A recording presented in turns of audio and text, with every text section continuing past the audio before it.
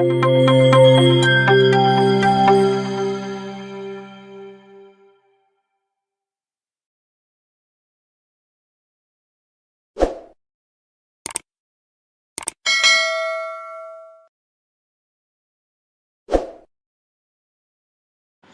now let us see a particular condition where you want to run the code irrespective of the null value. So you are trying to force the compiler here.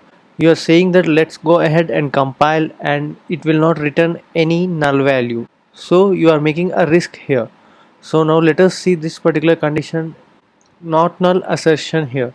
So here when you are trying to print this variable and you are making use of a length property here, so here you can see we got an error here. So previously we made use of a question mark symbols like safe call and we try to print the length over here, but now you are forcing the compiler that let's go ahead and compile it. So you are making use of a double exclamation mark here, it's not null assertion here, and you are trying to go ahead and compile the code here. And here you can see we got a null pointer exception here. So basically we don't get this particular null pointer exceptions in Kotlin, but here you are forcing your compiler by making use of a non-null assertion symbol here. So the compiler is going ahead and compiling, and as we have declared null here, it got the null pointer exception here.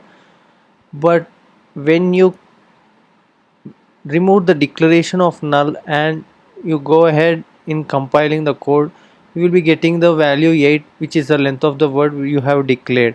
So what I am trying to explain here is by making use of this not null assertion symbol here, you can just skip the default null checking and you can go ahead and compile the code. But in this particular scenario you are making your own risk here, so it might result in app crash later.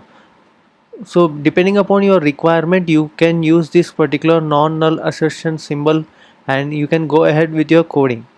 So yes, this is it for this tutorial, and if you are having any queries in the implementation, do let me know in the comment section below.